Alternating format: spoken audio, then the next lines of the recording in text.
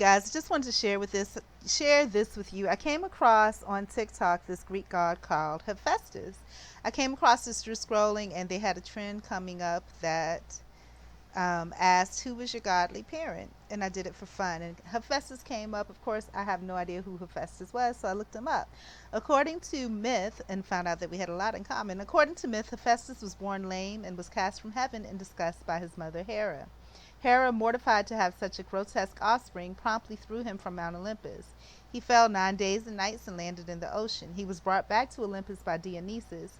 Hephaestus is the only Olympian god to have been exiled from Olympus in return. He was again cast from heaven by his father Zeus after a family quarrel. Hephaestus' symbols are a smith's hammer, an anvil, and a pair of tongs, although sometimes he is portrayed holding an axe.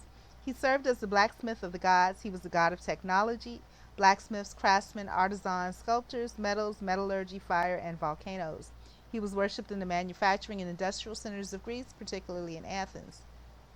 Hephaestus' family line is as follows. Gaia is his great-grandmother, Uranus is his great-grandfather, Kronos is his grandfather, Rhea is his grandmother, Zeus is his father, Hera is his mother, Hades and Poseidon are both his uncles, Aphrodite is his great-aunt and also his wife, Pandora is his adoptive daughter slash aunt, Demeter and Hestia are both his aunts, Phaeus is half-sister-in-law, Ares is his brother, Kratos is his half-brother, as well as Deimos, Hercules, Peirithous, Hermes, Apollo, Perseus, and Minos. They are all his half-brothers. Artemis and Persephone are his half-sisters. Theseus is his cousin. Orcus is his nephew. Demeos is his nephew slash stepson. Atreus is his half-nephew. His wife was Aphrodite, who was also his great-aunt, as mentioned. Hephaestus, being the most unfaltering of the gods, was given Aphrodite's hand in marriage by Zeus in order to prevent conflict over her between the other gods. They were fighting madly over her. Charis, who's the personification of grace, is also listed as Hephaestus' wife and half-sister in Homer's The Iliad.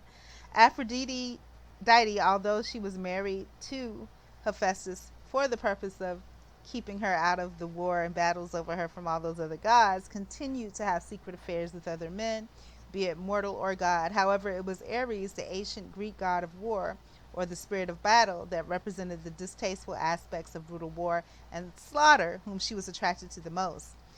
This was something that Helios, the sun god, also known as a Titan, who drove a chariot daily from east to west across the sky and sailed around a northerly stream of ocean each night in a huge cup, told Hephaestus after catching them in an affair. Hephaestus created an invisible net and hung it above his bed, making sure it was completely hidden. Then he told his wife that he was going on a trip. The moment her husband was gone, Aphrodite invited Ares for a visit. The lovers went to bed, but the net fell on them while they were making love, and it was impossible for the couple either to escape or to separate. The more they tried, the more they became entangled. Hephaestus then invited the other gods to see their shameful position in further mockery. Naked and damp, their limbs entangled in each other's and in the golden web that held them. After publicly humiliating them, Aphrodite and Hephaestus' relationship became bitter, and Hephaestus grew to dislike Ares even more. Hephaestus had very low self-esteem because his mother Hera hated him, bragging of his talent, and also, she hated him, even though she bragged about his talent. And so that gave Hephaestus low self-esteem, and also because his wife Aphrodite cheated on him with Ares and then Kratos, who was his half-brother and the personification of strength. Out of all of the gods of Olympus, Hephaestus was the most benevolent to Kratos, who was his half-brother, besides Athena, who was the goddess of battle, strategy, and wisdom. Hephaestus loved the things he created. Hephaestus made the best weapons, jewelry, and armor. Some of his greatest creations ever were the silver bows and arrows of Artemis and Apollo, as well as Apollo's golden chariot.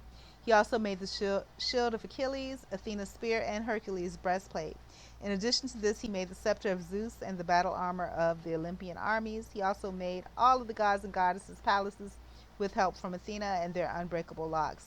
He made the winged helmet and sandals for Hermes, Aphrodite's belt, Agamemnon's staff, the armor for Achilles, the armor for Diomedes, a clapper for Hercules to use during one of his labors, a chariot for Helios, and the bow and arrows for Aphrodite's son Eros. His most cherished creation was Pandora, whom he formed from clay and came to love as his own daughter. Kratos opened again, Kratos was his stepbrother, not stepbrother, his half brother, um, known as the personification of strength. He opened Pandora's box to destroy Ares, and Zeus brutally beat Hephaestus and kidnapped Pandora. This caused Hephaestus to be infected with the evils of misery thereafter, and Hephaestus died after doing what any father should do, protecting the life of his child.